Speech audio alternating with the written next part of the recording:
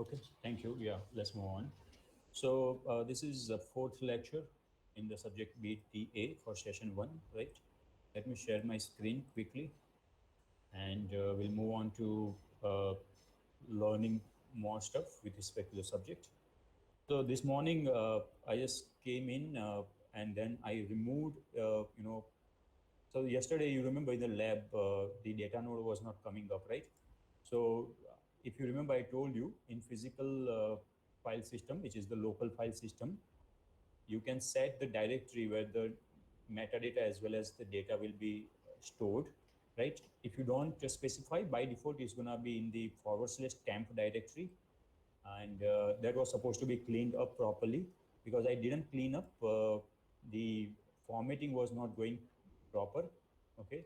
And this morning I did that cleanup and then I did format.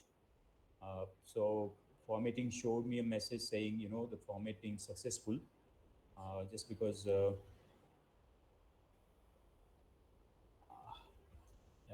it went up a little bit. Okay. So I literally, cleaned up the temp directory also, and then I did formatting one more time this morning. Okay. And see, it was this, the directory was in inconsistent state. Okay. Storage directory does not exist or is not accessible. So does not exist or is not accessible. So this was the error message, right? So then I needed to, clean up and then do the format. This is this morning only I just did, just maybe 30 minutes prior. Okay. And yeah, here somewhere it actually mentioned that the formatting completed successfully. Yeah, here. Yeah. So storage directory, TMP Hadoop, so and so, DFS name. So this is for metadata. Okay. Name node is for metadata. It's been successfully formatted. So make sure you try to look for this message when you format. Okay. And that actually made start data node also running up and clearly. Okay. So now I have this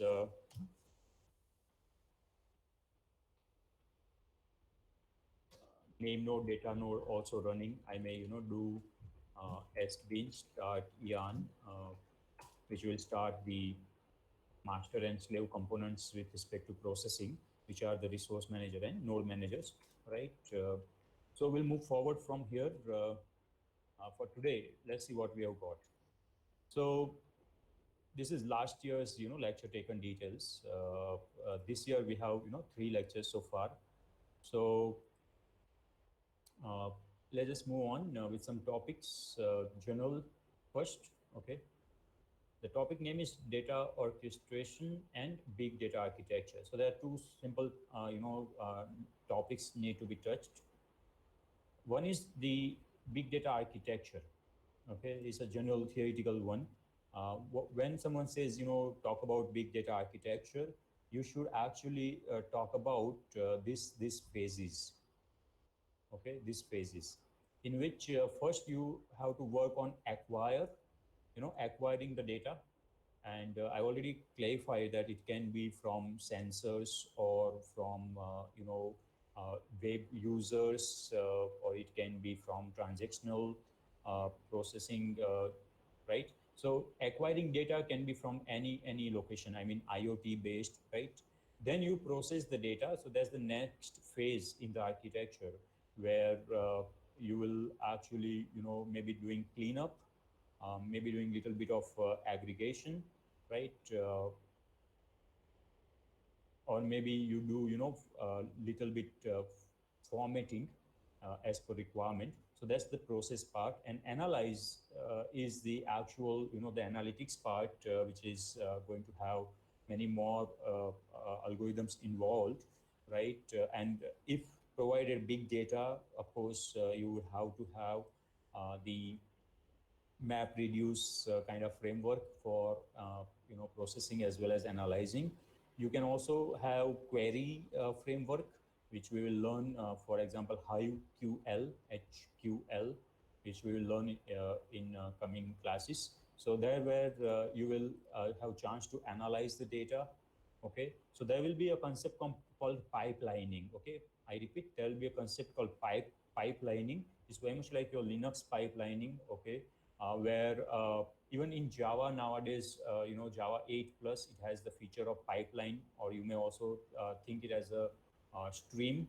Okay, explore that feature is nothing but doing n number of functions, statement by statement, where input of first and then output of first will go as input to second, then output of second will go as input to third, and output of third will go as input to fourth, and likewise. I mean, thus the pipelining is possible even with Java, with the feature of pipelining in Java 8 plus, right? But they all are not pertaining to big data. Okay, I mean, they are for the tightly coupled architecture.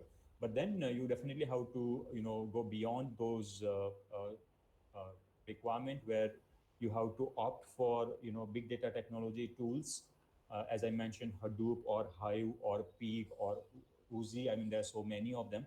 Okay, which let you do either programming or SQL or scripting. Okay, there are three various ways. Okay, either you, if you are good at programming, you go for programming technologies. If you are good at SQL, you go with SQL technologies. If you are good at scripting, you go with SQL, I'm sorry, the scripting technologies, right? So that's the analyze part, where you will have choice. Okay, and the last is the visualize. So once you have the data I mean, analyzed, of course you would have the insight which you will want to show to the decision makers like CEOs, CTOs, CXOs, right, or to government, authorities, or uh, the management, or you say lead. Okay, so to visualize it, you will have to, based upon your interest, you will have to explore visualization tools. In the lab one, in the comments part, I think I already mentioned, right? There are so many things what student have experienced in the past, which is a lot of stuff from Google also, right? So in the past, there used to be something called Google Visualization API. It might be still available, Google Visualization API. Okay, um, yeah, it's still available. But then there was something called Google Charts also. Okay, Google Charts, like the way you have Google Maps, Google Charts also, right? But then nowadays, more than that, there are new terms, which, as I said,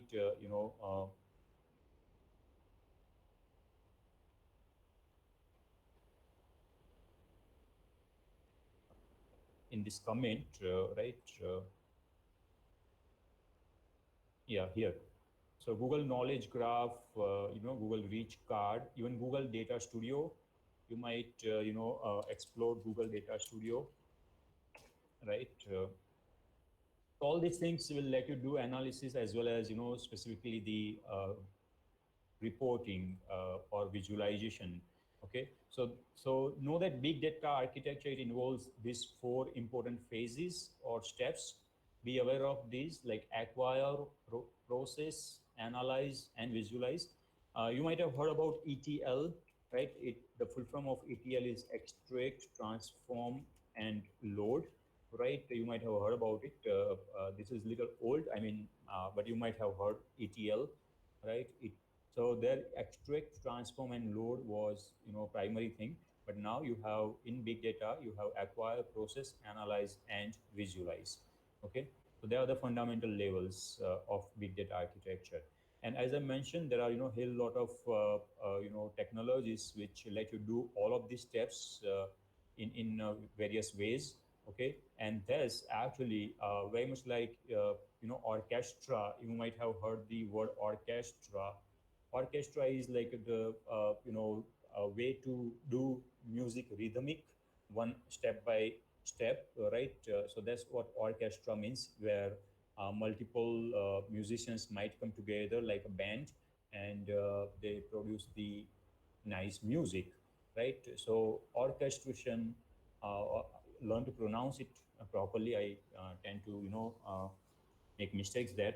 So orchestration, I'm sorry, orchestration is actually, the technologies which let you do all these data architecture phases of big data, which involves, the Azure Data Factory also, and Apache Uzi or Scoop.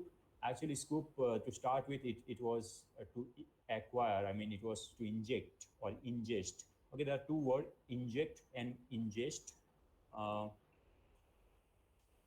ingest, you might learn this.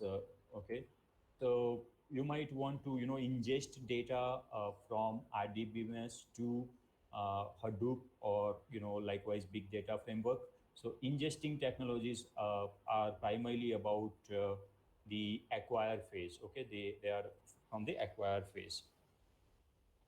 So with that, the topic of orchestration and the architecture, I'm concluding. But then the other topic, which is, uh, you know,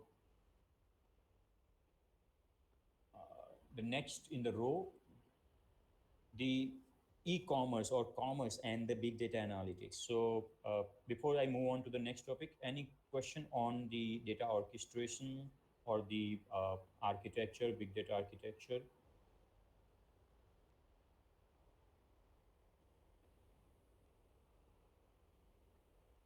Okay, fine. So we'll move on to the next topic in the row. So commerce and big data analytics. So commerce is like business. The sales, right, happening in offline, online. In the market, in the e-commerce. I mean, electronic commerce, web-based commerce, right?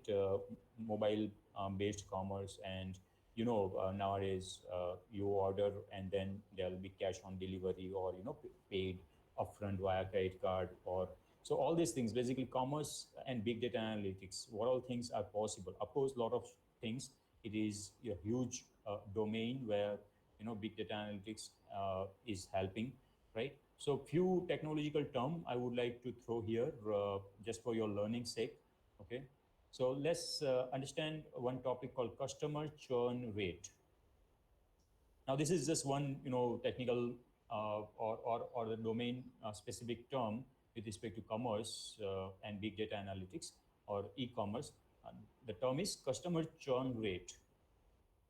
So what does that mean? I mean, of course, it's some mathematical formula and outcome. So what is it? A customer, buys product, and due to some or other reason, he doesn't show up again to buy, right, after a while, and so that's like customer churning. Okay, so businesses need customer bank, of course, and returning customers are good. I mean, if they have a solid customer base, their products are in high demand, right? So businesses need customer bank who are very much satisfied with product quality and services, right? Of course, they will not come back if they are not satisfied for one or the reason. So that's what the customer churn rate is. Okay, so company needs to analyze data to find out such customers and rectify reasons behind the same. And of course, if company is successfully able to do this, meaning rectify reasons behind this, the bad services or quality, right, the product quality, then company will have better future in terms of commerce or sales, right? So that's what the term customer churn rate. How to find? You guys are good with maths. Find the formula for customer churn rate. Okay, but should the customer churn rate be high or low? At least the you might Google or see the dictionary churn and find out whether it is a positive word or a negative word. So can someone find that and let me know churn is a positive term or a negative term? I mean, should we have high customer churn rate or should we have low or less customer churn rate?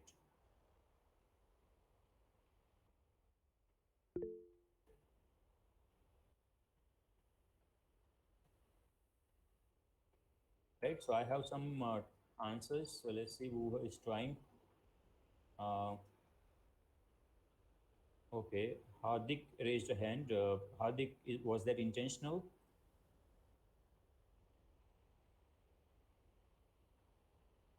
Hardik, was that intentional? You want to speak up or okay? Fine.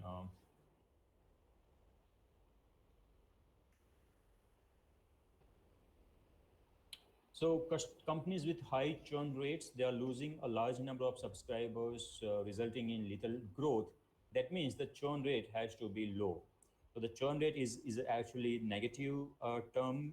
The rate has to be as low as possible, close to zero, right? So what is a good customer churn rate? So so it should be close to zero, but still, I mean, no company is perfect. So it might be okay to have 5 to 7% of customer churn rate annually. Fine. So that was the one of the topic about you know uh, e-commerce and big data analytics. So of course you will have to do analysis to find out the churn rate, and for that, I mean, this is straightforward, right? You'll have to kind of find out the customer, then you'll have to find out unique customers and their frequencies, maybe day wise or week wise or month wise. Basically, this is very much like maths, right? Aggregation and average and count, right? So then you will be able to find the churn rate. So please find out the formula. Maybe you try to do that, simply with SQL for now. But then later on, the same SQL in your RDBMS, you can try, doing so to find out the customer churn rate. Okay. Next term in the row is serial returner. Now you might have heard about serial killer and serial I mean so many other terms, right? But then returner, so serial returner. Now you guys might know that there are always return policies, right? When you buy certain stuff online or physically from the store, right? So return policies are there for customers' satisfaction, right? And to give them some flexibility. But then what happens, there are a few customers who, buy lots of products periodically, but they also return a lot. I mean, they buy, let's say, hundreds of products, but they also return, almost 90 plus products. So that may be because of customers' habit primarily. It's not necessary that the quality or service of primarily the quality will be uh, that much bad that 90% of time the customer has to return, right? So primarily it goes with the habit of customer. Okay. So what companies, I mean, companies like DMart, companies like GeoMart and companies like Walmart and all, they can actually try finding out such customers, and in their software they can have some kind of flag or some kind of color labels. So if such customer do visit one more time or some point in time again, the company can have some sophisticated policies for such customers, so that a lot of returns are not required to be processed. So some other kind of sophisticated policies, meaning those who return a lot, they will not get discount or offers. They will not be eligible for offers. Okay. uh, so I mean that kind of sophisticated policies companies might need to come up with. Companies cannot say upfront or on the face of the customer that you have a bad habit of returning. No, that's not a good way of going. So they will have to find some sophisticated policies, right? As I mentioned, for such customers. So serial returner, again, how will you find this? So you have the sales data, right? You'll have to do analysis. You'll have to, do aggregation and all, and you'll have to find out the customers who are returning ratio is high. Then purchase to return, I mean this however you think of it, is there's no ratio or mathematical term discussed here. It's just the characteristic of some customers has been discussed here. Okay. So be aware of such term like serial returner. I hope that makes sense, right? So one more time, should we have lot of serial returner in our cells, or should we have a lot of serial returner customers? Is that a good sign or bad sign? So lot of serial returners, is that a good sign or a bad sign? Bad sign, correct. Not good, not good. Hardik, uh, uh, please understand that if customer returns, lot many times, uh, okay, returner here, understand, it's not the customer coming back to you. No, it's not for another purchases. It's not that. Uh, anyway, this term has to be return of the product. Okay, it's not about the customer to return back to the company and buy more things. If that happens, it is good. If customer, so that's actually taken care in the churn rate criteria. Okay, so if customer is coming back to you, that means low churn rate. Back to you for purchasing more things, that means low churn rate. But if the customer is coming back to you, but he is coming to return the previously purchased products, and if that happens for long, then that's not good, because the returned clothes or returned items, they might need to be cleaned up and packaged again, and then they might have to be uh, kept for low price or half the price, or used stuff, refurbished stuff. So company will have damage in terms of profit. It will have loss, right? So it's okay if you might not understand the word, because we are learning. But yeah, so return, serial returner here means in terms of returning products what he or she has already bought. Okay, so you got it. That is good. Fine. So let's go to the next term. Okay, so market basket analysis. Now it looks like MBA, right? Form, but it's nobody talks it as MBA, because MBA is already there for business administration. So you don't say MBA, you better say market basket analysis. Okay, and this actually is again not new. Is there since at least 15 plus years, and there was the initial development when data mining was booming to help the e-commerce. So you might have heard about websites, and then e-commerce websites, right? Likewise, like forth. So at that time, this basket analysis was the term was coined. Let's understand what it is. So this basket has to do with your cart. Okay, so at that time, people might not be buying lot many products. That's why smaller baskets might be the carrying capacity holder. But nowadays, in giant stores, even in DMart and all, we have the trolley, right? The trolley, which is also called cart, and that's a physical trolley, right? But then even in online purchases, cart, right?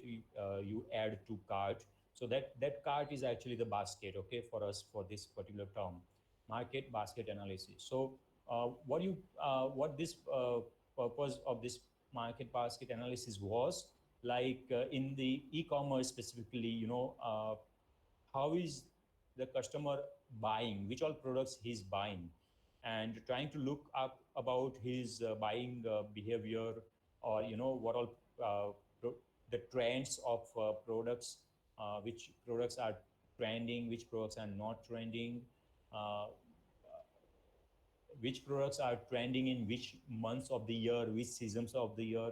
So such analysis, all of them, they are actually falling under market baskets analysis. It's a technique used by retailers online, on site, uh, to determine the buying habits of customers with respect to products bought together, so that they can be stacked next to each other, or can be shown frequently bought together, like recommendations. So n number of things can fall under the examples.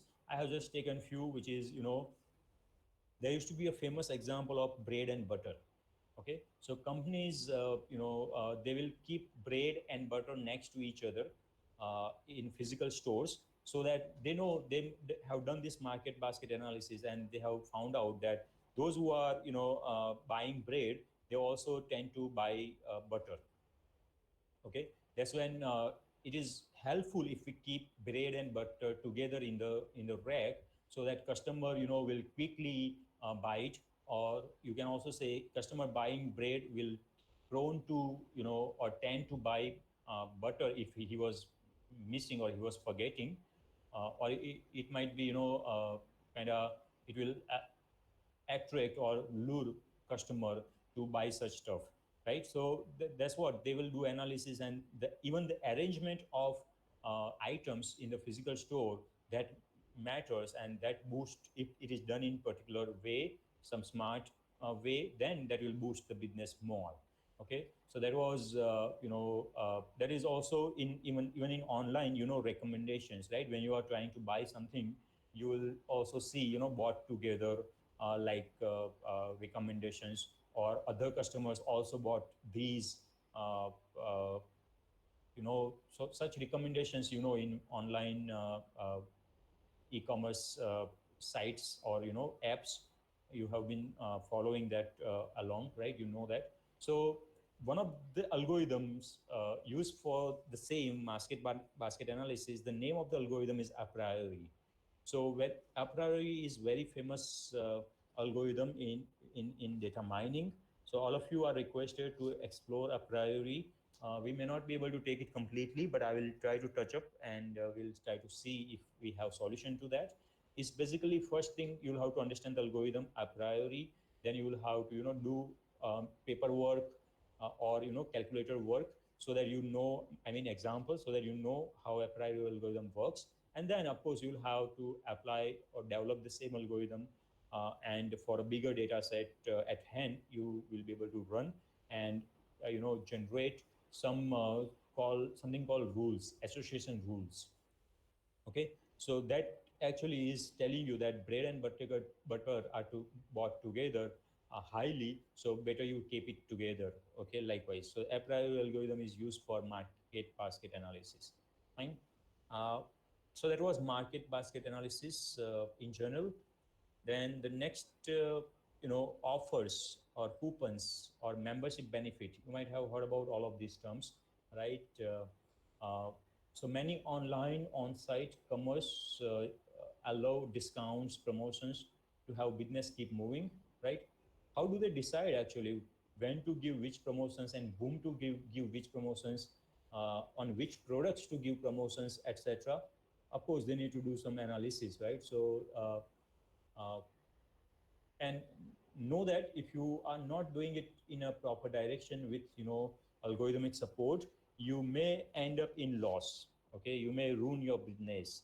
So you definitely have to handle the promotions very carefully. Otherwise, improper handling of promotions can ruin the business in the regard of loss of revenue. I mean, you will lose revenue, right? So there's so many such terms you might see in the market. I just thought I should bring up this as one of the topic, and bring it to you, like few terms. Okay. So that was commerce and big data analytics. So I believe you understand the importance of big data analytics in businesses, especially the product domain, sales, like commerce, like e-commerce domain, right? So that was another topic which was there for your theory. Okay, so uh, let's see what else can we take up today. Okay.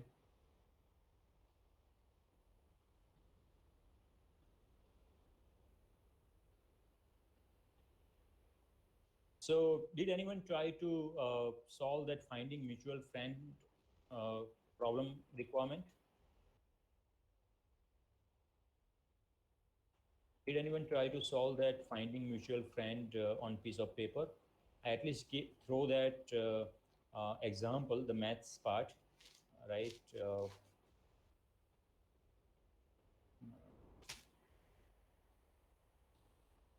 Okay, so guys, if you will not do yourself, that will be trouble, right? I mean, you definitely have to wake up and work after it, right? I'm not sure where I have kept that example.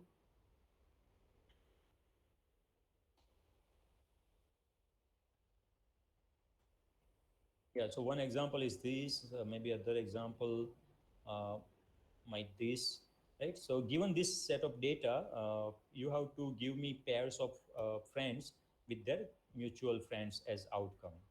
Okay, so and that has to be done in map reduce framework. So basically you have to think how map reduce framework will help you solve this problem. Okay, uh, and for that you will definitely have to understand how MapReduce work, right?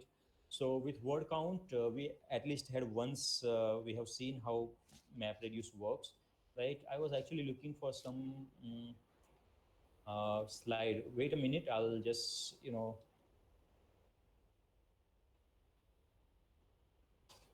find some slide for you guys.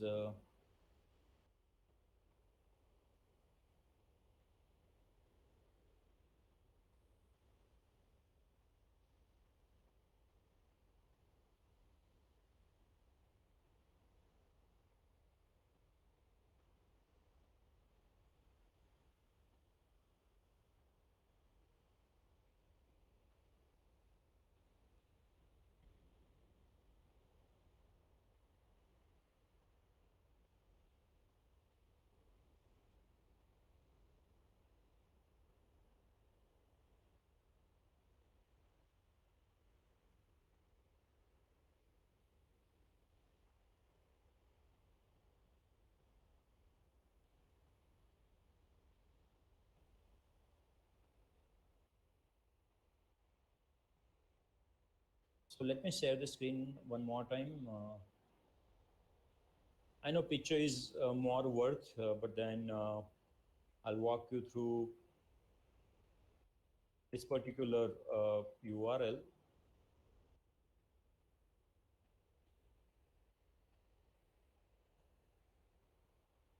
So see how it works. Let's understand how map and reduce phase work. Okay. So map phase with respect to word count example. If you remember, we will read line by line the data. Each line will be tokenized into words, and for each word, you will associate a key and value, and the value associated with that word is only number one. Okay, so for example, you have this hello world by world kind of input, maybe in single line or multiple line, but then this particular map function will generate all of these key value pairs. Okay, so hello and then one, world and one, by and one, world and one. So let's say there were few input, and for all those input, this is what you have got. Okay, first map, and know that this is map function is one, but execution of map function will be on multiple places. Wherever data resides, the code will move there, the map function will move there, and map function will move let's say there are 5 computers which has data, then this map function moves to that those 5 computers. So that way there are five what do you say versions of this same map function, and they are running on each of the 5 computers. So imagine that this is the run of first map function, maybe on one computer. This is the map outcome of other computer. Okay, so for this example, they only have, for example, 2 computers or 2 map. So one map told that I have this outcome, another map told I have this outcome. Now do not confuse map map with Google Maps or iOS maps, or the directions and paths and distance. Do not confuse map with that. MAP map here is like mapping one thing to another thing. For example, if I map faculties to department, okay, or if I map student to a team. So I hope you understand the word map here. MAP map is not your Google Maps or directions and India or Australia or world or USA country map. No, map map is like connecting or relating. Okay, so map function has done this duty, which is for every word it is saying that word happened one time. I mean, it generated key and value pairs for every words with the value 1 for that word itself. Okay, that word might have come, for example, you see this world word, it has come in maybe line 1 or maybe in line 5. However, but you know remember I told you key value pair doesn't mean primary key here. No. Okay, it can be multiple. Okay, it can be multiple. uh, so so basically map function 1 generated this output from data set 1. Same map function, but another version from another location. The same map function, it generated, let's say, this outcome. So outcome of map function is nothing but set of key value pairs only.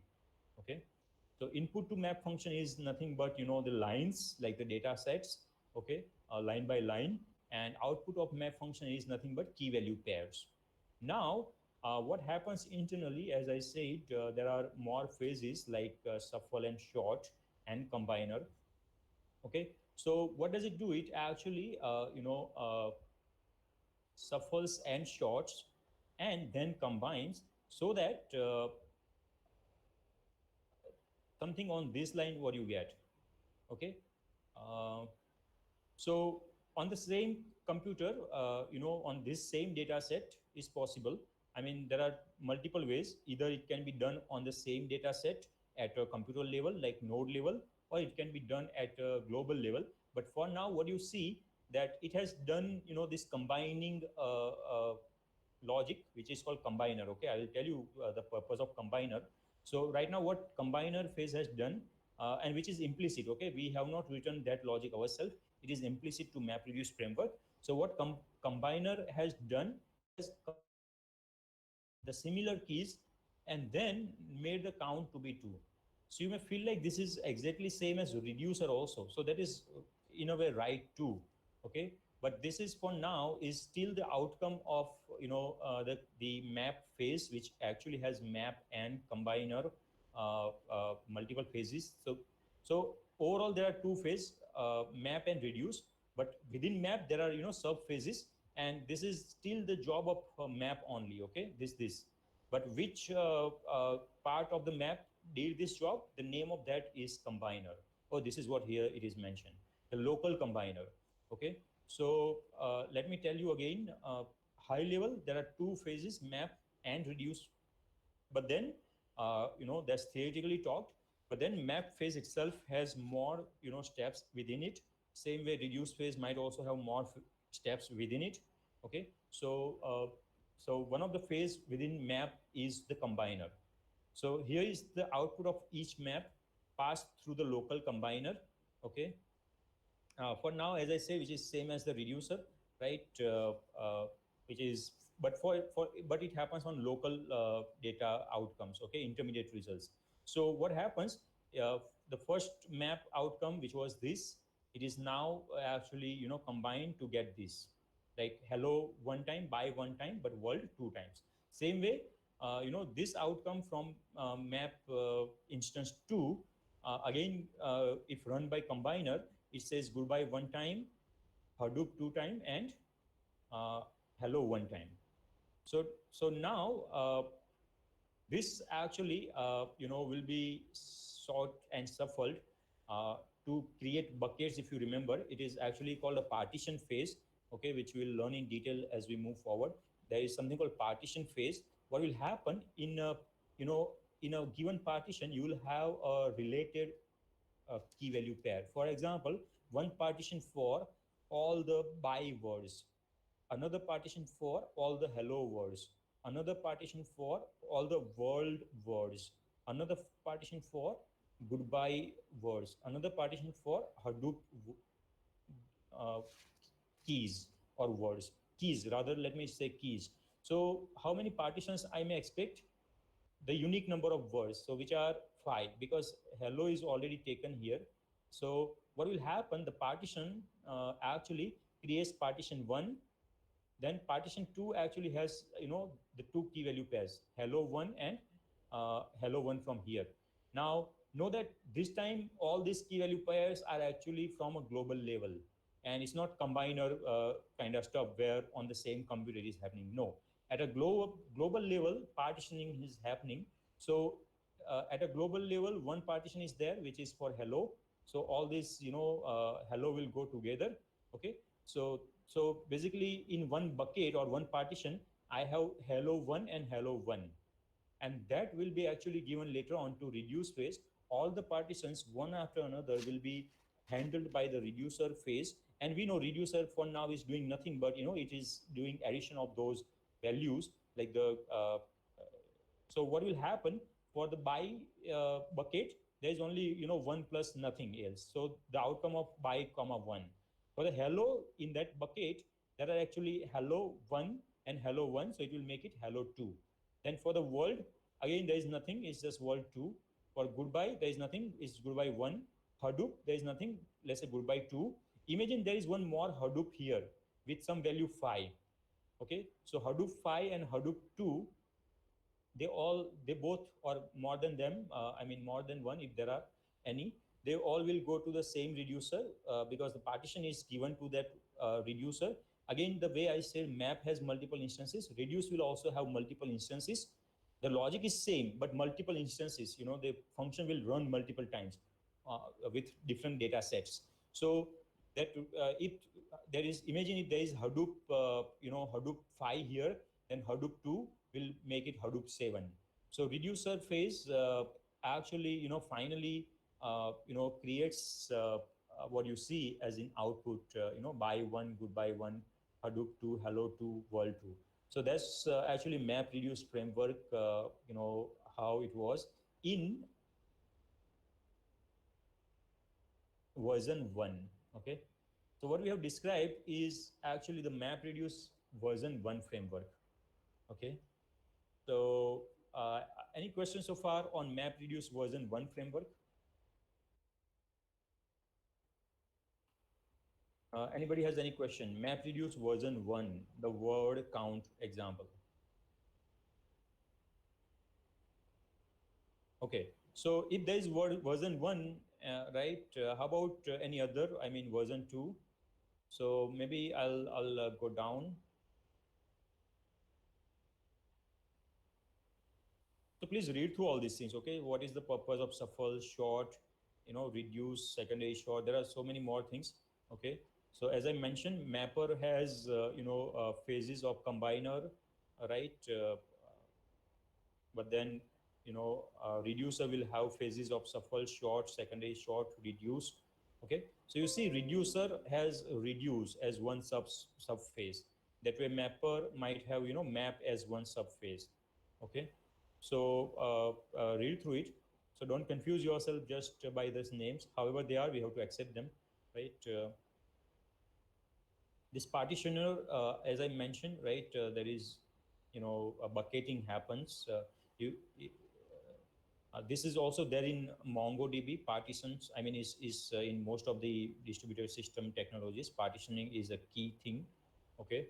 All right, so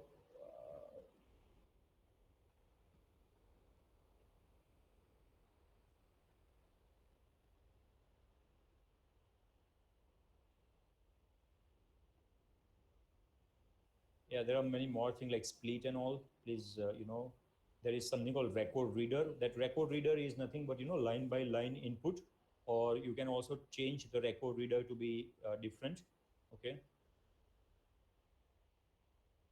The record writer, which writes to file key and value pairs, intermediate things, right? So many things out there. I'm actually looking for version 2. Okay, so word count version 2. So version 1 we have understood, right? So how about version 2? I mean, of course, the packages you will install and all, right? Then you'll have map function, right, which takes key and value pair, which is nothing but the line by line information, right? And it generates the key value pair also. right? But it writes to file basically. Okay, know that it writes to file, and when I say generates, that means it writes to file internally. Okay, intermediate way. And in some reducer, right, it is also doing exactly same thing. Then it is writing the result out again, the key and result, the word and its count in the output folder, right? So what is the difference? What is the difference? So the purpose is same. It is finding the counts, right? The purpose is same. How they explained it. Okay, so basically the difference between second version and first. So the second version of word count, it improves upon the previous one by using some features, the framework features. Okay, so there are some internal more features. For example, it demonstrates how applications can access configuration parameter in the setup method of mapper and reducer. Uh, okay, so basically there are more API used. It demonstrate how to use caching mechanism. Okay, so it allows the user to specify word patterns to skip while counting. It demonstrates the utility of another parser. You're learning compiler constructors, so you might understand this parser a bit. Okay, and it demonstrates how application can use counters and how that can set application specific status. So though version 2, we've been talking, uh, there is not no primary difference as per the key value and the aggregation parts. There are more features, of course, what you have to, you may explore. But otherwise, version 1 and 2, they both work similar way, like key value pair, summation and all. Okay. Still go through it. I mean, definitely learn through it. Okay. This is Java code. Okay. This is Java code. Now, how you may run that. I mean, how yesterday we have run in the lab the grape utility, if you remember, right? How do you run the word count example? So let me just check, is it there in your one of the lab? If so, we will not touch it right now. Okay. Uh,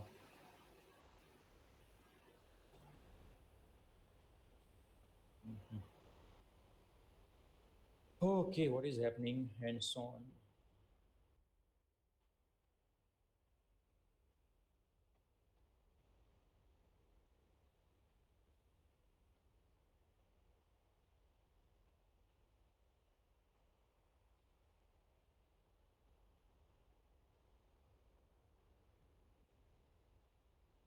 Okay, let's go through this quickly. So write a MapReduce program.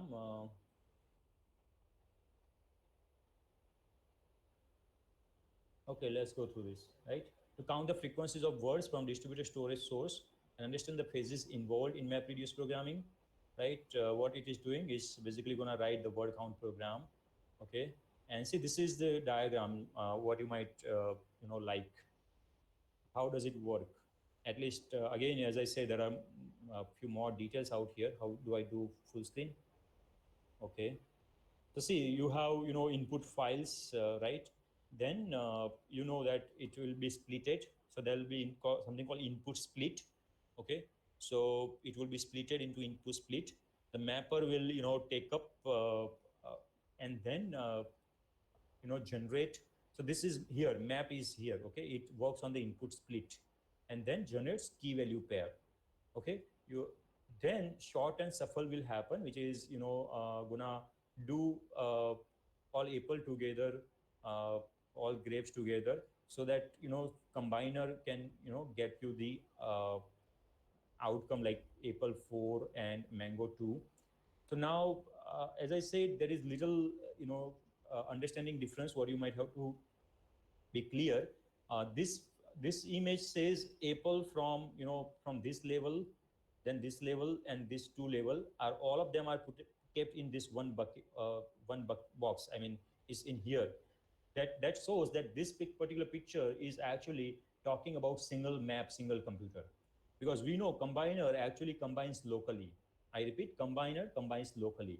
So don't accept that these are the data set. Don't accept that these are the data sets from different computer. No, for now these are the data sets on the same computer. Why I'm assuming that? Because combiner is actually combining all apples from all these four uh, uh, outcomes, right?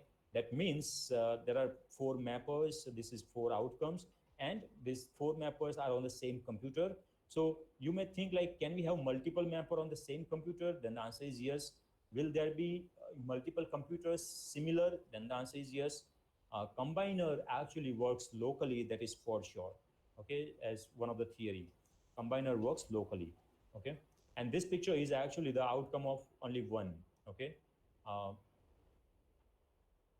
but reducer has to move the intermediate results from one place to another place if required, because it has to aggregate the global results also. Okay, so though this picture is, I don't know who created this, but then it gives you some idea, but you still have to understand it from the official documentation only.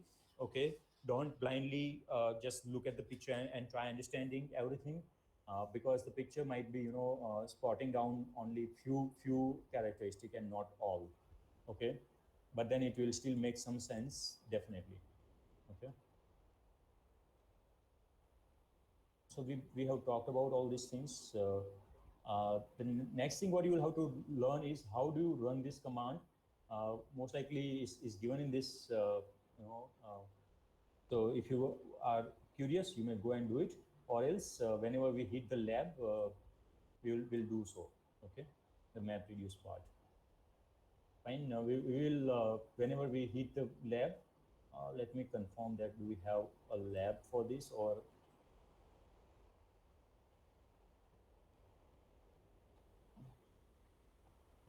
so lab one, lab two we have done. Yeah. So lab three basically we will do next week, which is interfacing to HDFS. Okay, where you will learn HDFS commands. Uh, like cat, ls, mkdir, put, get, copy to, uh, likewise. Okay, but then there is lab 4 where you will be doing word count using map reduce. Okay, now actually this map reduce is a framework. Okay, it's not like only in Hadoop Java programming it is used. Okay, let me tell you, even MongoDB supports map reduce. Let me repeat, even MongoDB supports map reduce. Okay, so those who are curious, if you may want to do utilize map reduce paradigm, even in MongoDB is possible. Okay, and we will do that. We'll learn that also. So I repeat, MapReduce is possible with Hadoop Java programming, is possible with function calls in MongoDB. You might think like MongoDB is SQL, then why there are, why sir is talking about function calls? But know that, MongoDB SQL also, the pipeline kind of feature and even the MapReduce feature is available. Okay, so this lab 4 is kind of open aim.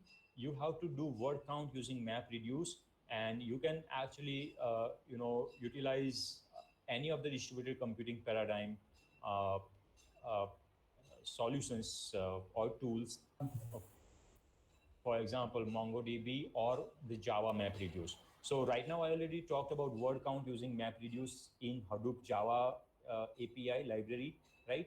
So I have already shown you a little bit of that. I did not run it. Know that yesterday we run in the lab the, what is the time? I mean, is somebody's after the time? When should I stop? Okay, when should I stop? Let's just see when should I stop. I'm sorry. When should I stop? 12:40. Oh wow, yes. Thank you. Fine. So we'll stop here. 12:40. I think you need to have a break. So today we learned about word count using MapReduce. Okay, and we learned the two theoretical topics: data orchestration and the architecture. And we learned about commerce and big data analytics. Thank you very much for your time. I'll let you go now. You have a good one. Take care. Bye.